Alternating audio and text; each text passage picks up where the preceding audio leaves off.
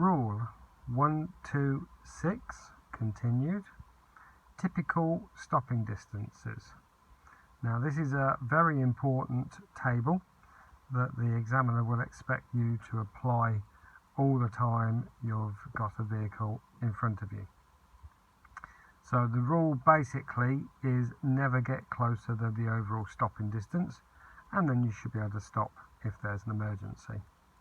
So at 20 miles an hour you should leave at least 12 meters altogether. At 30, 23 meters. At 40, 36 meters. The easy way to remember this is to use the 12 times table. So starting off at 12 is 12, 24 and 36. At 50 miles an hour you should leave at least 53 meters. At 60 miles an hour at least 73 meters. And at 70 miles an hour you should leave a whopping 96 meters.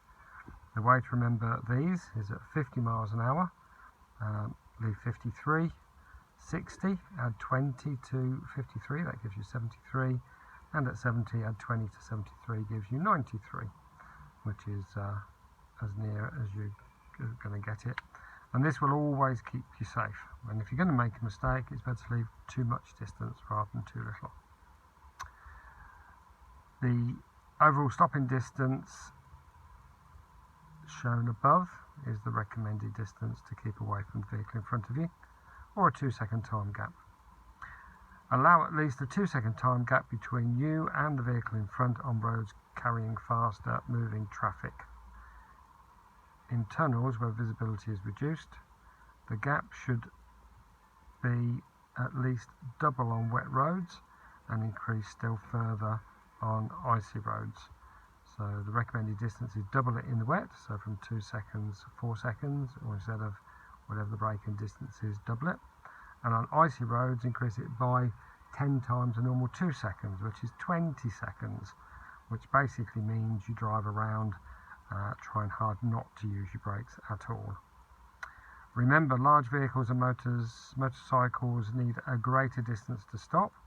If driving a large vehicle in a tunnel, it should allow a 4-second gap between you and the vehicle in front. If you have to stop in a tunnel, leave at least 5-meter gap between you and the vehicle in front. So the distances shown are a general guide. The distance will depend on your attention, thinking distance, the road surface, the weather conditions and the conditions of your vehicle at the time. So again, leave at least this distance, not only for you but for the vehicles behind, so they don't crash in the back of you. Lines and lane markings on the road. Diagrams of all lines are shown on page 114. Rule 127. A broken white line. This marks the centre of the road. When this line lengthens and the gaps shorten, it means that there is a hazard ahead. Do not cross it unless you can see the road is clear and you wish to overtake or turn off. Rule 128. Double white lines where the line nearest to you is broken. This means you may cross the lines to overtake if it is safe, provided you can complete the manoeuvre before reaching a solid white line on your side. White direction arrows on the road indicate that you need to get back onto your side of the road if you were overtaking. Rule 129. Double white lines where the line nearest you is solid. This means legal requirement. You must not cross or straddle it unless it is safe and you need to enter an adjoining premises or a side road.